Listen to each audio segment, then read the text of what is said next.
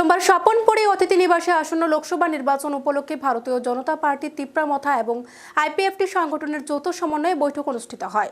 উপস্থিত ছিলেন মন্ত্রী বিকাশ দেববর্মা, অনিমেষ দেববর্মা, ত্রিপুরা সরকারের মুখ্য সচেতক কল্যাণী রায়, প্রাক্তন মন্ত্রী মেবার কুমার জমাতিয়া, বিধায়ক রঞ্জিত দেববর্মা, স্বপ্না দেববর্মা, এমডিসি কমল কলই, মণিহা দেববর্মা সহ বিজেপি জেলা শীর্ষ নেতৃত্ব।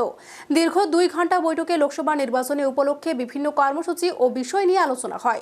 প্রথমত খোয়াই জেলা ভিত্তিক একটি সমন্বয় কমিটি গঠিত হয় 11 সদস্য বিশিষ্ট।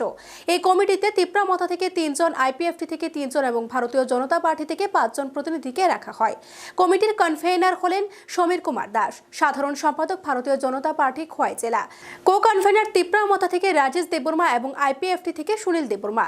বৈঠকের সিদ্ধান্ত হয় 5 এপ্রিলের মধ্যে প্রত্যেকটা বিধানসভা ভিত্তিক কমিটি গঠন করা হবে 11 জন করে। খোয়াই জেলা 6টা বিধানসভায় 6টা যৌথ নির্বাচনী সমাবেশ অনুষ্ঠিত হয়।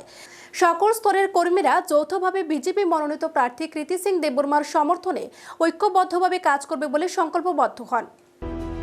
আজকে আমরা এখানে খোয়াই স্বপনপুরি হলে বিজেপি, আইপিএফটি এবং তিপ্রামথার নেতৃত্বদের সঙ্গে বৈঠক হয়। সেই বৈঠকে সিদ্ধান্ত হয় যে আমরা প্রত্যেকটি ডিস্ট্রিক্টে একটা ডিস্ট্রিক্ট ওয়াইজ কমিটি করব।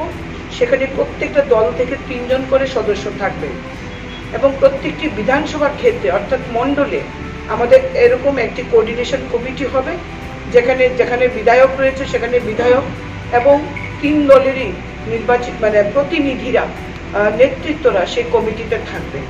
আমাদের একটাই লক্ষ্য ত্রিপুরার উন্নয়ন এবং আমরা একটাই লক্ষ্য যে জনজাতিদেরকে পেছনে রেখে ত্রিপুরা শ্রেষ্ঠ ত্রিপুরা গড়া কখনোই সম্ভব নয়। এবং আপনারা জানেন ভারতীয় জনতা পার্টির কেন্দ্রীয় নেতৃত্ব, বিশেষ করে দেশের প্রধানমন্ত্রী নরেন্দ্র মোদী এবং অমিত ভাই শাহ দেশের স্বরাষ্ট্রমন্ত্রী, তারা জনজাতিদের আর্থ সামাজিক ব্যবস্থার উন্নয়নে প্রচুর যোজনা তৈরি করেছেন। বাজেটে